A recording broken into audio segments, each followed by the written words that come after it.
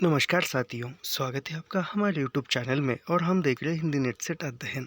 इसमें हम देख रहे थे मुर्दई आत्मकथा, और आज के अंत यह इस वीडियो में मुर्दई आत्मकथा जो है वह पूरी समाप्त हो जाएगी, ख़त्म हो जाएगी। क्योंकि हमने लगभग इसके 13 भाग अपलोड किए हैं और आज का जो है 14 भाग होगा और यह अंतिम भाग होगा। कल के वीडियो में हमने देखा था कि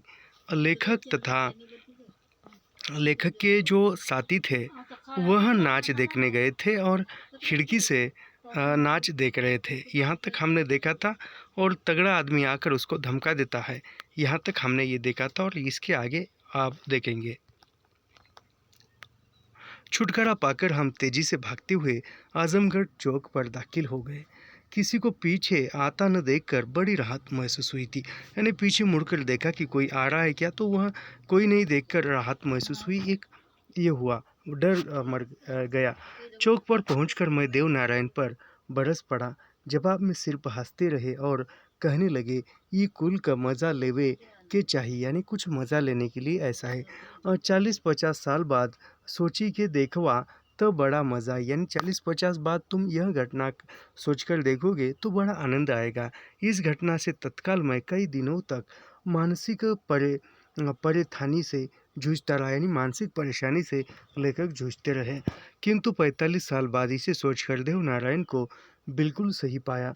कालीगंज के संदर्भ में विनय पिटक में वर्णित भद्रवर्गीय कथा याद आती है। यानी कालीगंज के संदर्भ में याद करते हुए जो विनय पिटक में वर्णित जो भद्रवर्गीय कथा है वह याद आती है। गौतम बुद्ध सारनाथ में प्रथम उपदेश देने के कुछ दिन बाद उरुबेला यानी बोध गया को वापस आए थे। यानी गौतम बुद्ध ने अपना प्रथम उपदेश कहाँ दिया था, तो सारनाथ में दिया था। और उसके बाद वह उरुबेला यानी बोध गया, उरुबेला को ही बोध गया कहा जाता है, वो बोध गया लौट आए। रास्ते में एक संगन जंगल था, वही बुद्ध एक पेड़ के नीचे बैठ गए। अचानक वहाँ से 30 व्यक्तियों का झुंड गुजरा। विचित्र बुद्ध को देखकर इन व्यक्तियों ने उनसे पूछ लिया कि क्या उन्होंने इधर से गुजरती किसी औरत को देखा है। बुद्ध ने उसे पूरा विवरण पूछा। यानी किसी महिला को देखा है इस जंगल से गुजरते हुए, बुद्ध को उस 30 व्यक्ति ने पूछा। लेकिन बुद्ध ने उनका पूरा विवरण जाना उस महिला के बारे में। इन 30 ने बताया कि वे अपनी पत्नियों के साथ मनोरंजन के लिए वन खंड में आए थे, किंतु उनमें से एक बिना पत्नी का था। यानी एक बिना पत्नी का था, इसलिए उस महिला को वह वेश्या लाई गई थी, वह महिला वेश्या थी। उन्होंने आगे बताया कि जब वे सभी शराब के नशे में इधर उधर घूम रहे थे, वह वेश्या सारा आभूषण आदि लेकर कहीं चंपत हो गई। यानी सारे आभूषण, सारे पैसे, जो भी गहने थे वह लेकर भाग गई। अंत वे उसी स्त्री को ढूंढ रहे थे। इस पर बुद्ध ने उन 30 व्यक्तियों से कहा, तुम सभी उस स्त्री को ढूंढना चाहते हो तो। या स्वयं को बुद्ध के इस दार्शनिक प्रश्न को सुनकर इन 30 व्यक्तियों की संवेदना जाग उठी। वे बुद्ध से उपदेश सुनकर भिक्षु बन गए। यानी उन 30 लोगों ने बुद्ध से उपदेश सुना और वह भी बुद्ध भिक्षु बन गए। बाद में चलकर वे भद्रवर्गीय भिक्षु कहलाए। संभवतः यदि हम तीनों उनके साथ हुए होते तो भद्रवर्गीय भिक्षुओं की श्रेणी में अवश्य आ गए होते। इस घटना के 1 महीना बाद दीपचंद मेरे पास फिर आए। आर्थिक परेशानियों से पढ़ाई छूट जाने की आशंका से मैं ही घिरा रहा। आजमगढ़ के कुछ छात्रों से मैंने सुना था कि जो लोग ईसाई बन जाते हैं उन्हें चर्च वाले पढ़ाई लिखाई का पूरा खर्च देते हैं। यानी लेखक ने सुना था छात्रों से कि ईसाई बन जाने से जो वो चर्च वाले जो है कमेटी, वह छात्रों को पढ़ने लिखने के लिए वह खर्चा देते हैं। उदाहरण स्वरूप वे शहर के प्रसिद्ध मिशन कॉलेज के प्रिंसिपल विलियम्स थ्यूप्लस का नाम लेते थे। उनके अनुसार थ्यूप्लस अपने आरंभिक जीवन में किसी मुसहर के अनाथ बालक थे। अपने बचपन में वे एक दिन आजमगढ़ से मऊ जाने वाली सड़क पर गिरा चोटा चाट रहे थे। इस दौरान उसी सड़क को कोई चर्च का फादर गुजर रहा था। वे इस बालक को अपने साथ ले गए। किसको ले गया? जो वह प्रिंसिपल था, मिशन कॉलेज का प्रिंसिपल था, और उसका थ्यूप्लस यह जो है यह प्रिंसिपल था, और वह सड़क पर था और एक चर्च से गुजर रहा था। एक फादर उसने ले गया और खूब पढ़ाया लिखाया। बाद में यही बालक आजमगढ़ के सबसे लोकप्रिय कॉलेज का प्रिंसिपल बन गया। ल्यूथस के पीछे जुड़ी इस कहानी से मैं बहुत प्रभावित हुआ था। मन ही मन ठान लिया था कि मैं भी ईसाई बनूंगा ताकि आगे की पढ़ाई जारी रखूं। आजमगढ़ रोडवेज के पास एकमात्र चर्च था। मैंने रात में खाना खाने के बाद दीपचंद से ईसाई बनने के इरादे को जाहिर कर दिया और तुरंत चर्च जाने के लिए जिद करने लगा। दीपचंद मुझे समझाते रहे कि मैं ईसाई बनने का इरादा छोड़ दूं, किंतु मैं शंकर की मूर्ति के पास से एक रिक्ता पकड़कर रोडवेज स्थित चर्च के लिए रवाना हो गया। दीपचंद मेरे साथ चश्मदीद के रूप में गए। जब मैं रात के करीब 9 बजे चर्च पर पहुंचा तो उसके विशाल लोह फाटक पर बहुत बड़ा ताला लगा हुआ था। रविवार का दिन था। मैं अत्यंत निराश होकर चर्च से लौटा था। यदि उस दिन हल पाते ही अवश्य ईसाई बन गया होता। चर्च के उस बड़े ताले ने मेरी मंजिल बदल दी। दीपचंद उस रात बहुत खुश हुए थे क्योंकि वे अत्यंत हिंदूवादी थे। दूसरे दिन ईसाई न बनने का आश्वासन लेकर वे चंडेसर वापस लौट गए, जहां वे शिक्षारत थे, यानी चंडेसर में वो शिक्षा ले रहे थे। उधर डीएवी कॉलेज का माहौल ठीक नहीं था। मुझे बार बार पश्चाताप होता कि राम खिलावन मामा ने मुझे कहाँ लाकर फंसा दिया। आरएसएस का हिंदूवादी दर्शन मुझे बेचैन कर देता था। डीएवी के प्रिंसिपल से लेकर चपरासी तक आरएसएस से जुड़े हुए थे। बार बार अंबेडकर हॉस्टल के मेस में खाना बंद होने और दुक्कू की पकौड़ी उधार न मिलने की स्थिति में मैं एकदम घबरा गया था। सिर्फ एक ही सहारा था, दलितों को सरकार से मिलने वाली आवश्यक फेलोशिप जो 27 रुपये मासिक हुआ करती थी। 27 रुपये की यह धनराशि उस जमाने में मासिक खर्च के लिए पर्याप्त थी। किंतु यह बहुत से मिलती थी, यानी बहुत देर से मिलती थी। करीब 9 महीने बाद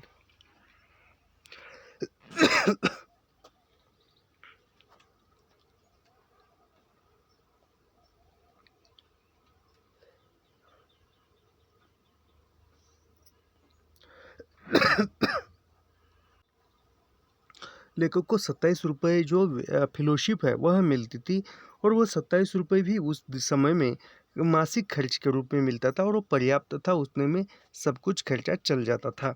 किंतु यह बहुत देर से मिलती थी।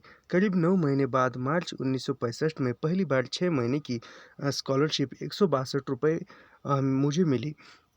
यानी 1962 में 6 महीने बाद वह मिलती थी, और लेखक को कुल 6 महीने बाद कितनी फेलोशिप मिली थी, तो 162 रुपये मिली थी। मैं अत्यंत खुश हुआ। यह हाई स्कूल पास करने वाली से कहीं ज़्यादा बड़ी खुशी थी। मैंने सोचा कि आगे भुखमरी से सामना नहीं होगा और पढ़ाई अच्छी तरह जारी रह सकेगी। उस समय मेरी कक्षा से सबसे गहरे दोस्त थे देवराज सिंह, यानी जो इंटर कॉलेज में लेखक के सबसे करीबी दोस्त कौन थे, तो वह देवराज सिंह थे। वे बस्ती जिला के रहने वाले थे। वे डीएवी कॉलेज में इसलिए पढ़ने आए थे क्योंकि उसके बड़े भाई आजमगढ़ में सप्लाई ऑफिसर के रूप में नियुक्त थे। अंततः वे काफ़ी संपन्न थे। देवराज सिंह अक्सर मेरे अंबेडकर हॉस्टल में मुझसे मिलने आते और मैं दुक्कू की पकौड़ी से उनका स्वागत करता था। एक परंपरा के अनुसार लेट मिलने वाली उस स्कॉलरशिप का पूरा ब्यौरा कॉलेज के नोटिस बोर्ड पर लगा दिया जाता था, जिससे सबको पता चल जाता था कि किसको कितने रुपए मिलने वाले। जिस दिन मुझे 162 रुपये मिले, उसके ठीक दूसरे दिन देवराज सिंह कॉलेज जाने से थोड़ा पहले अंबेडकर हॉस्टल आए। हमेशा की तरह उस दिन भी दुक्कू की पकौड़ियों ने उसका स्वागत किया, जिसके बाद हम दोनों मातबरगंज के बीच वाले शॉर्टकट रास्ते से डीएवी कॉलेज के लिए रवाना हो गए। कॉलेज से थोड़ा पहले 1 एकड़ वाला एक सुनसान मैदान था। उसी मैदान के बीच डीएवी कॉलेज के लिए रास्ता गुजरता था। देवराज सिंह बड़े सामान्य ढंग से मुझ पे गप लड़ाते चले जा रहे थे।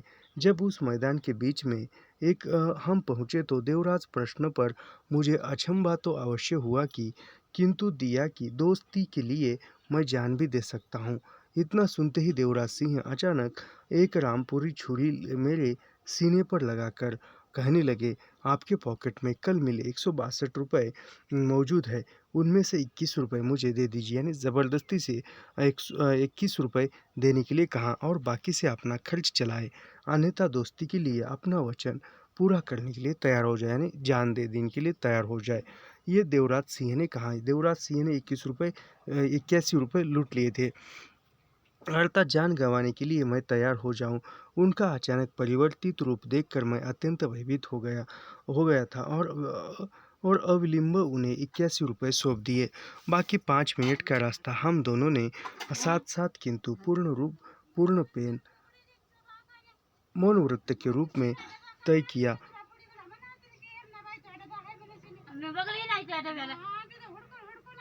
ऊपर से एक घनिष्ठ दोस्त आई, दमन ने बोला,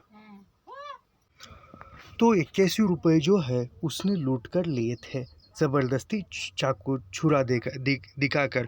और लेखक जान देने के लिए डर गए और दोस्ती के नाम पर जान भी दे दूंगा कहा था। तो वो कहने लगे कि जान दे दे, नहीं तो पैसे दे दे। तो 81 रुपये लेखक ने दिए, सौंप दिया। बाकी 5 मिनट का जो रास्ता था दोनों ने साथ किंतु मौन व्रत एक दूसरे से बात न किए करते हुए वह आगे बढ़े। ऊपर से घनिष्ठ दोस्त और अंदर से उनके उक्त रूप से मैं अत्यंत लज्जित महसूस करने लगा। हमेशा यह सोचकर चिंतित हो जाता था कि पता चलने पर लोगों के बीच मुझे कितना शर्मिंदा होना पड़ेगा। हॉस्टल के यहाँ कहेंगे कि ठाकुरों से दोस्ती का यही परिणाम होगा, यानी हॉस्टल वाले यही कहेंगे कि ठाकुरों के दोस्ती का यही परिणाम होगा। यह सोचकर मैंने इस घटना का जिक्र किसी से नहीं किया।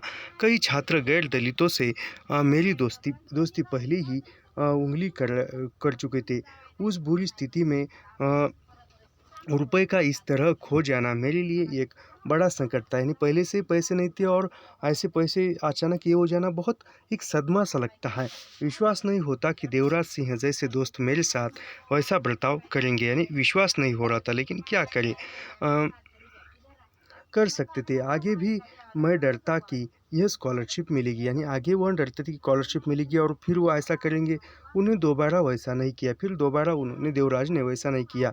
होता यह था कि 6-8 महीने बाद कितनी स्कॉलरशिप मिलती थी उससे कहीं ज़्यादा इधर उधर मैं उधार ले लिया करता, यानी जितनी स्कॉलरशिप मिलती थी उससे ज़्यादा लेकर अन्य जगहों से उधार लेते थे और स्कॉलरशिप आने पर पैसा उधार चुकाना पड़ता था। किंतु देवराज सिंह द्वारा छीने गए पैसे से उत्पन्न परिस्थिति से आगे भी मेरी फापाकशी का अंत नहीं हुआ, यानी भूखमरी का अंत नहीं हुआ। इस घटना को बीते 45 साल हो गए। देवराज सिंह से कभी दोबारा मुलाकात हुई, यानी 45 वर्ष हो गए लेकिन दोबारा कभी मुलाकात नहीं हुई। इस दौरान मुझे पहली बार शराब पिलाने वाले लाल बहादुर सिंह को 2-3 महीने में एक बार मुझसे मिलने अम्बेडकर हॉस्टल अवश्य आ जाते थे। उनके आते ही पुरानी महफिल फिर शुरू हो जाती, यानी पहली बार शराब लेखक को लाल बहादुर ने पिलाई थी, लाल बहादुर सिंह ने, और फिर भी वो हॉस्टल में आते थे और आने के बाद फिर से वहाँ शराब पीने की महफिल ये होती थी। उन्हीं के चलते मैंने पहली बार अम्बेडकर हॉस्टल के पास वाले ताड़ी खाने में बैठकर ताड़ी पिया था। किंतु लाल बहादुर सिंह को बिना डरा देसी शराब पिए मज़ा नहीं आता, यानी लाल बहादुर को देसी शराब पिए बिना मज़ा ही नहीं आता था। मुझे आजमगढ़ के रोडवेट के पास गुजरती टीस नदी के नए पुल के उस पार एक गांव में स्थित शराब खाने में ले जाते और वही महफिल सज जाती। एक बार वे अपनी पत्नी का सोने का कंगन लेकर मेरे पास आए, यानी वो लाल बहादुर सिंह जो है एक बार शराब पीने के लिए अपने पत्नी का सोने का कंगन लेकर आए। हम दोनों उसे आजमगढ़ के प्रसिद्ध सोना व्यापारी हरिश्चंद्र की दुकान पर, यानी आजमगढ़ के प्रसिद्ध सोना व्यापारी कौन थे, तो हरिश्चंद्र थे, याद रखिए, दुकान पर 400 रुपये में बेच आए। लाल बहादुर सिंह तब तक मेरे यहाँ रुके रहे जब तक कि यह पैसा समाप्त नहीं हो गया। ऐसे ही एक बार खूब जाड़ा पड़ गया था। दिसंबर 1964 की बात है। थोड़ी थोड़ी बारिश हो भी रही थी। एक टरे की बोतल मेरे सामने रख दी। यह बोतल चादर के बदले ली गई थी। मुझे बड़ा दुख हुआ था क्योंकि उस चादर के अलावा मेरे पास ओढ़ने के लिए कुछ भी नहीं था। यानी लेखक की चादर देकर वह बोतल खरीदी थी। किंतु उनके स्नेह के चलते मैं कुछ भी बोल नहीं पाया। वह जाड़ा बड़ी मुश्किल से बीता था। लाल बहादुर सिंह पुनः ठीक 26 जनवरी 1965 को मेरे पास आए और मुझे लेकर WT यानी विदाउट टिकट गाड़ी से फैज़ाबाद ले चले। फैज़ाबाद जंक्शन पर उनके ससुर खजांची थे। वहाँ से हमने पास स्थित अयोध्या जाकर हनुमान गढ़ी समेत मंदिरों का दर्शन किया। यानी अयोध्या में जाकर हनुमान गढ़ी समेत अनेक मंदिरों का दर्शन किया। उस समय हनुमान गढ़ी की एक घटना मेरे लिए यादगार बनी हुआ करती थी। मैं प्रसाद से भरा एक दोना हाथ में लिया खड़ा था। के बाद हम पुनः फैज़ाबाद लौट गए। वहाँ रेलवे में एक टिकट इंस्पेक्टर थे जो रीड साहब के नाम से जाने जाते थे। रीड साहब का सरकारी आवास स्टेशन के ठीक सामने था। खजांची साहब के दामाद होने के कारण लाल बहादुर सिंह की उनसे बहुत गहरी दोस्ती थी। ऐसी दोस्ती का एक कारण यह भी था कि रीड साहब लाल बहादुर सिंह की तरह पीने के शौकीन थे। यही कारण था कि लाल बहादुर अपने ससुर के यहाँ न ठहरकर रीड साहब के यहाँ ठहरे। पीने वाले आदमी का ऐसा ही होता है, जहाँ उसको पीने को मिलता है, जो इंसान उसको पीने के लिए देता है वो उसके लिए देवता है, और जो उसको पीने के लिए नहीं देता है वो उसके लिए दुश्मन से बढ़कर दुश्मन होता है। उस रात रीड साहब ने हम दोनों को शराब से सरोबार कर दिया।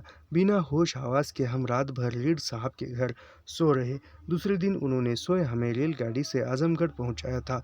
इस घटना के जोखू निटूरी आदि शामिल थे। मुझे ढूंढते अम्बेडकर हॉस्टल आ पहुँचे। उन्हें देखकर मैं अचंभित हो गया। उनमें से कई लोग आंखों से आंसुधारा निकल रही थी। उससे सुनी सबसे ज़्यादा चकित करने वाली बात यह थी कि गांव के ही एक ब्राह्मण वारंट जारी करा दिया था कि जिसके चलते वे मेरे पास आए थे। वे रात भर मेरे पास अम्बेडकर हॉस्टल में ठहरे और अपने साथ लाए राशन से खाना पका कर खाए। सुबह मुकदमे की तारीख थी। वे चीटिंग केस को चिकिन केस यानी चीटिंग केस को चिकिन केस कहते थे।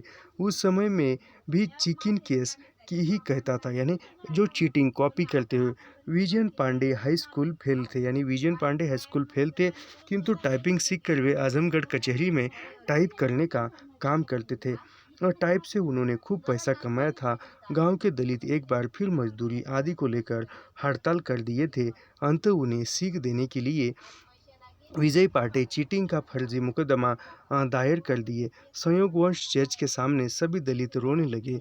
मैं भी सारा नज़ारा वहाँ वही खड़ा होकर देख रहा था। दलितों की इस स्वाभाविक किंतु निर्दोष स्थिति पर जज को सच का आभास हो गया था। अंत उसने सबको छोड़ते हुए केस को खारिज कर दिया। वे सारे दलित, यानी दलितों पर कौन सा केस लगाया था, तो चीटिंग का केस लगाया था। और चीटिंग का केस को भी क्या कहते थे, चिकिन केस कहते थे। और यह किसने लगाया था, तो यह केस जो है विजय पांडे ने लगाया था, याद रखिए।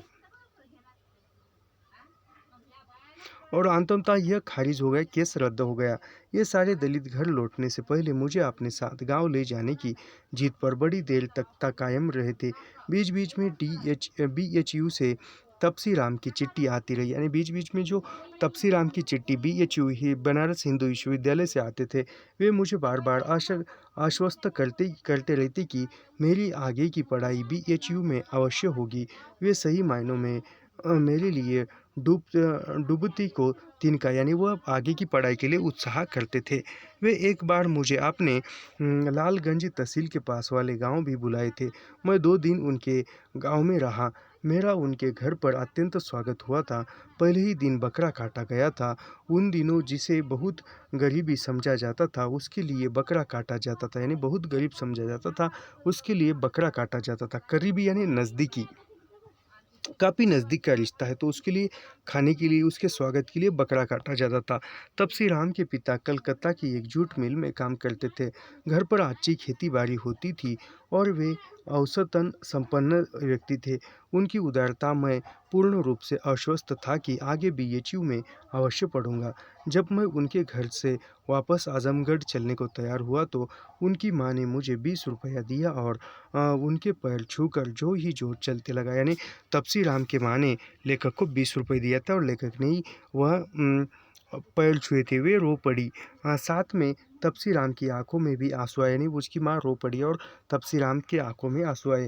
मैं लालगंज से बनारस से आजमगढ़ जाने वाली बस में बैठकर अंबेडकर हॉस्टल वापस आ गया।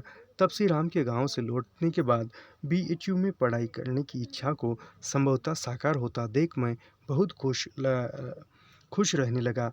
मितकीय त्रिशंकु की तरह स आसमान में अपने को लटका अभी पा रहा था। इस हर्ष विषाद वाली स्थिति के दौरान समय समय पर भारतीय कम्युनिस्ट की ओर ध्यान आकर्षित करती रही। ऐसे जुलूसों का नेतृत्व स्वतंत्रता सेनानी जय करते। इन जुलूसों में आजमगढ़ के हजारों मजदूर किसान शामिल थे।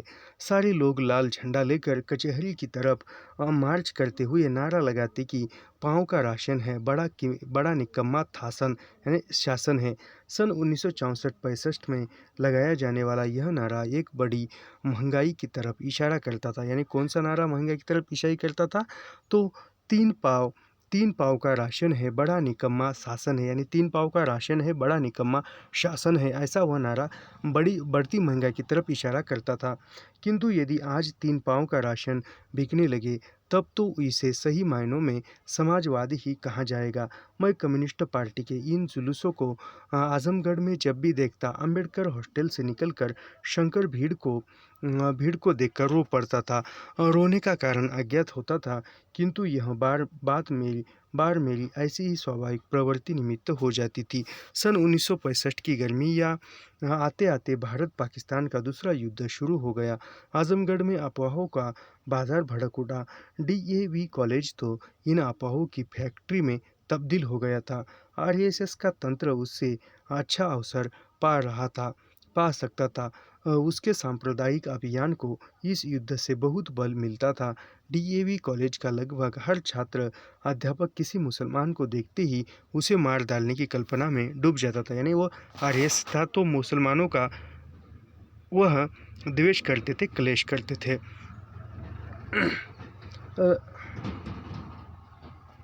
आज इसको हम समाप्त करना है। लाल कॉलेज में चपरासी थे। यानी जो लाल थे कॉलेज में चपरासी थे, कक्षाएं लगती थी, वहाँ बिजली नहीं थी। यानी वहाँ पर कॉलेज में बिजली नहीं थी, इसलिए गर्मी से बचने के लिए कक्षाओं में छत पर बड़े बड़े झालर वाले पंखे कपड़े से पर्दानुमा पंखे लटकाए होते। यानी पर्दानुमा कपड़े के लगाए हुए थे पंखे, उसमें रस्सी लगाकर एक आदमी हमेशा उधर उधर खींचकर हवा करता था। छेदीलाल ऐसे ही पंखों की रस्सी से खींचने का काम करते थे। कौन? छेदीलाल। किंतु वे सबसे ज़्यादा मुसलमानों की तथा पाकिस्तानों को गालियाँ देते थे। यानी कौन? छेदीलाल जो है मुसलमानों को तथा पाकिस्तान वालों को गालियाँ देते थे। किस्म के छात्र वापस योजनाएं बनाते कि शाम के समय सिधारी पुल से गुजरे किसी मुसलमान पर हमला करने की वह बात सोचते थे। हम यहाँ पर कितने पेज बचे हैं देखते हैं। लगभग 3 पेज बचे। मुझे फिर से लेक्चर लेने के लिए जाना है। ये खाली समय में रात में किया होता तो अच्छा होता था, रात में रिकॉर्डिंग करता तो अच्छा होता था। फिर से हमें लेक्चर के लिए जाना है। खैर देखते जितना हो सके उतना पढ़ाते हैं और आज हम इसको समाप्त करते हैं। लाल बहादुर सिंह पुनः 26 जनवरी 1965 को मेरे पास आए, यानी विदाउट टिकट, WT यानी विदाउट टिकट रेलगाड़ी से फैज़ाबाद चले गए। फैज़ाबाद जंक्शन पर उनके ससुर खजान जी थे। यानी वहाँ पर उनके ससुर थे और हनुमानगढ़ी समेत अनेक मंदिरों का दर्शन किया। ये तो हो गया।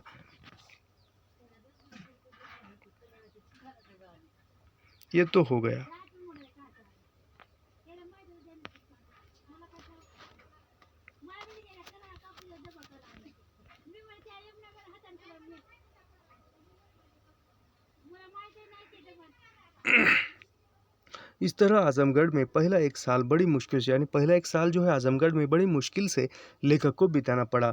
स्कॉलरशिप ने दूसरे साल यानी 12वें दर्जे की पढ़ाई में काफ़ी आसान बना दिया। यानी 12वीं दर्जे की पढ़ाई में आसान बना दिया। भोजन के लिए 27 रुपये महीने की रकम पर्याप्त थी। कभी कभी वे कालीनगंज स्थित मछली बाजार से छोटी मछलियाँ जो बहुत सस्ती होती थी उन्हें लाकर पका लेता था। वहाँ के मछली विक्रेताओं की एक विशेषता थी कि वे सभी गा गा कर मछलियाँ बेचते थे, यानी आजमगढ़ की मछली वाली जो है गा गा कर मछलियाँ बेचते थे। एक मछली विक्रेता, ये शोर मुझे आज भी याद है, एक मछली विक्रेता जो इस शोर में गाते हुए, रोहू का मुंडा मोय का पेट, दही का ऊपर ऊपर गुड़ का डेट, यानी उक्त चीज़ें यार यानी उक्त चीज़ें उद्मा बहुत होती थी। उसे इस व्यापारी संगीत से मछलियाँ खूब यानी ये गाकर बिकता था तो मछलियाँ खूब बिकती थी। वैसे पकौड़ी वाले दुक्कू चुक्की रोटी मीट बताते, हमारा काम उनकी उसकी दुकान से चल जाता, यानी दुक्कू की दुकान से ही पेट का काम चल जाता। वे 4 आने में एक टुकड़े मीट के साथ एक छोटे भरूके में एक कलछुल शोरबा देते थे, यानी उसका शोरबा यानी करी की तरह रहता है वो। 2 टुकड़े मीट वाला थोड़ा बड़ा भरूका 8 आने में और 4 टुकड़े वाला 1 रुपया में इसके यहाँ मिल जाता था। अम्बेडकर हॉस्टल के प्राय सभी लड़के सब्जी या दाल न मिलने के कारण मेस में रोटी बना लेते थे और अपनी संपन्नता के अनुसार मीट के यानी मांस के 4-8 आने वाले भरूके से काम चला लेते थे। ऐसे ही हमारी जिंदगी चल रही। राजनीतिक एवं सांस्कृतिक रूप से आजमगढ़ में हमेशा हलचल कायम रहती थी। मैं कम्युनिस्ट नेता तेज बहादुर सिंह से हमेशा प्रभावित था, यानी लेखक जो है जो कम्युनिस्ट नेता थे तेज बहादुर सिंह हैं, इनसे वह प्रभावित थे। उनसे मिलने अक्सर उनके घर चला जाता। इस दौरान उनके नाती अरुण कुमार, यानी याद रखिए लाल बहादुर सिंह, उसके जो नाती कौन थे तो अरुण कुमार सिंह से मेरी गहरी दोस्ती हो गई थी जो आज तक कायम है।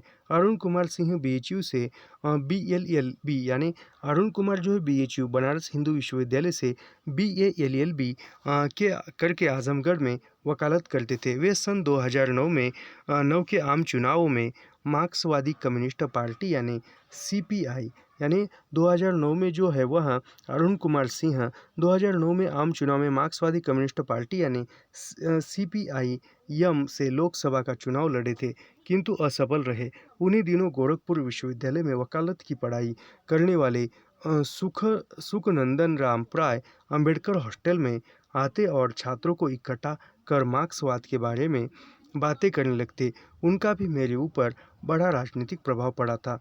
बाद में विशेष रूप से उनके ही प्रभाव में मैं 25 मई 1967 को नक्सलवादी आंदोलन शुरू होने पर वैचारिक रूप से सशस्त्र थे। किसके कारण? वह अरुण कुमार ने राजनीतिक प्रभाव पड़ा। किसके कारण पड़ा था?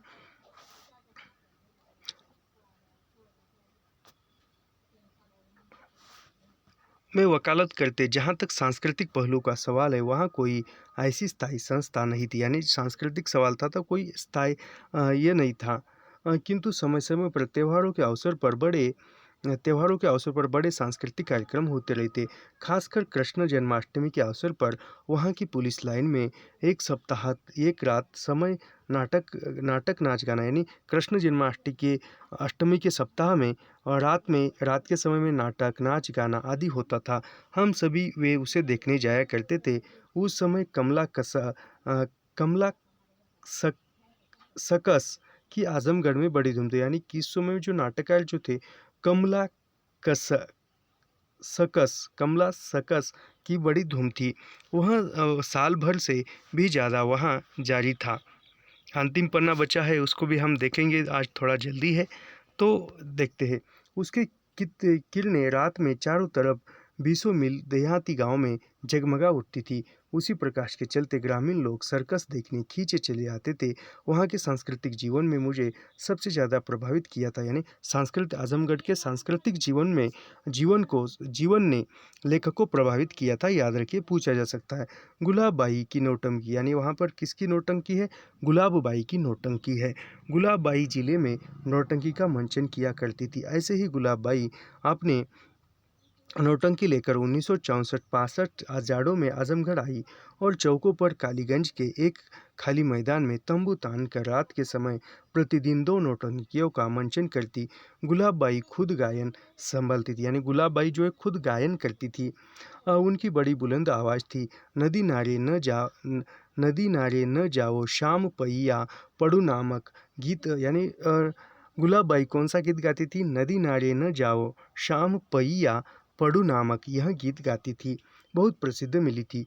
उनकी नौटंकी लैला मजनू, शीरी फरहाद तथा अमर सिंह राठौर जैसे नाटकों का मंचन करती थी। यानी गुलाब बाई की नौटंकी किस प्रकार के नाटकों का मंचन करती थी? लैला मजनू, शीरी फरहाद, उसके बाद अमर सिंह राठौड़, ऐसे नाटकों का मंचन करती थी। उनकी नौटंकी आजमगढ़ में करीब 1.5 महीना रही थी। उसे देखने के लिए भारी भीड़ टिकट लेकर आती थी। लैला मजनू का मंचन सबसे अद्भुत होता था। इस घटना में गुलाब बाई की युवती बेटी मजनू की विस्मयकारी भूमिका निभाती थी। प्रेम में नाकाम मजनू जब जंगल में मारा मारा भूखा प्यासा फिरता था तो इस भूमिका में वह सबको रुला देती थी। मैं अंबेडकर हॉस्टल से हर 1-2 दिन बाद चुपके से गुलाब बाई की नौटंकी देखने चला जाता था। परिणाम स्वरूप खाने का पैसा नौटंकी पर खर्च हो जाता था और वास्तविक ज़िंदगी में मजनू की तरह भूखा, यानी जो पैसे खाने के वो नौटंकी देखने में खर्च हो जाते थे और फिर वह मजनू की तरह ही भूखा प्यासा रहना पड़ता था। मनोरंजन की दृष्टि में सन 1965 का 15 अगस्त आने पर एक बार फिर लाल बहादुर सिंह के साथ WT यानी विदाउट टिकट रेलगाड़ी से प्रयाग आया। इस बार उफनती बाढ़ ने संगम, यानी बाढ़ बढ़ रही थी तो संगम का मज़ा किरकिरा कर लिया था। गंगा में यमुना के संगम का दृश्य लापता था। नदियाँ भी सिद्ध कर दी थी। संगम सुप्त अवस्था में होता है। उसी वर्ष के अंत में प्रयाग में 12 साल बाद वाला कुंभ था, यानी प्रयाग में 12 साल बाद का कुंभ लगने वाला था 1965 में। DAV के अनेक छात्र वहां जाने की तैयारी कर रहे थे। वैसे ही पूरे शहर में कुंभ की धूम थी। उन दिनों मेरे अंदर भी धार्मिक भावनाओं के काफ़ी अवशेष पड़े थे, किंतु इंटर फाइनल की परीक्षाएं अप्रैल 1967 में, यानी इंटर जो 12वीं की परीक्षा थी वह मार्च 1967 में होने वाली थी। इसलिए चाहते हुए भी कुंभ देखने नहीं जा सका। जो परीक्षाएं नज़दीक आ रही थी, सबसे बड़ी चिंता थी कि उसके बाद, यानी सबसे बड़ी चिंता थी कि उसके बाद क्या किया जाए। ये गलती से टच हो गया भाई साहब, थोड़ा सा रहा है लेकिन क्या करें अभी, इसमें डाटा बहुत ज़्यादा हो गया है।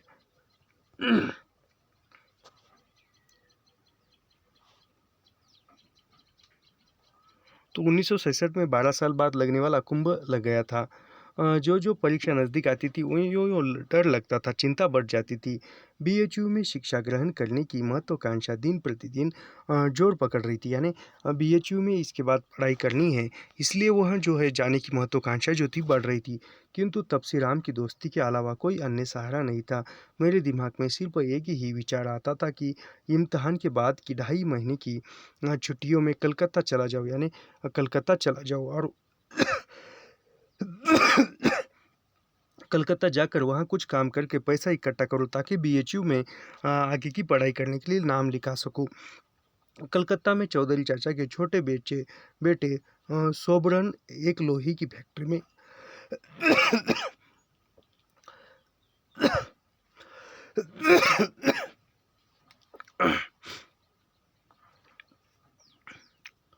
यानी कलकत्ता चला परीक्षा होने के बाद जाने की सोच रहे थे लेखक, और वहाँ जाकर जो चौधरी चाचा का बेटा था वह छोटा बेटा था और उसका नाम क्या था? सोबरन था और वो लोहे की फैक्ट्री में काम करते थे। अंत फाइनली यानी फाइनल परीक्षा के बाद मैं तुरंत आजमगढ़ से कलकत्ता जाने के लिए बनारस रवाना हो गया। रोडवेल पर बनारस वाली बस पकड़ने के लिए अंबेडकर हॉस्टल से रिक्शा पकड़कर जब कचहरी से गुजरा तो पूरा नज़ारा वैसा ही था जैसा कि जब मैंने प्रथम बार आते हुए लेखक ने नज़ारा देखा था। कचहरी देखी थी, उसके बाद वह नाच देखा था और उसके बाद वह पोस्टमार्टम हाउस देखा था और फिर शिव लिंग पर पानी, यह सब कुछ था।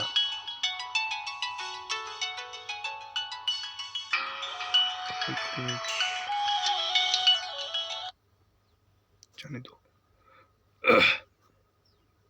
सब कुछ नज़ारा वैसा ही वैसा था। बनारस वाली बस पकड़े और जाते जैसे जिस पर आप प्रथम बार रिक्शा से आते हुए लेखक ने जो भी नज़ारे देखे थे वह जाते समय भी वैसे ही वैसे थे। तब मैंने प्रथम बार घर से भागकर इस नगर में प्रवेश किया था। एकाएक नौजवानी पुनर्वापसी ने नुक्से बदलने वाले के डमरू की ध्वनि एक बार फिर गूंज उठी। यहाँ पर जो है यहाँ हमने मुर्दई आत्मकथा देखी है और इस बात के लिए मैं थोड़ा सा माफ़ी मांगता हूँ, क्योंकि आज जो है मैंने काफ़ी हड़बड़ी में यह रिकॉर्ड किया है और इसमें से मैंने कुछ पंक्तियाँ छोड़ दी है। इस बात के लिए मैं खुद को दोषी मानता हूँ, क्योंकि काफ़ी ये था।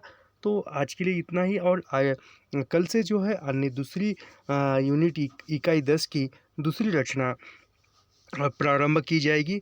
और यह सब कुछ निःशुल्क है और निःशुल्क अध्ययन करने के लिए चैनल को सब्सक्राइब कीजिए, लाइक कीजिए और शेयर करना मत भूलिए। मिलते हैं नेक्स्ट वीडियो में। धन्यवाद।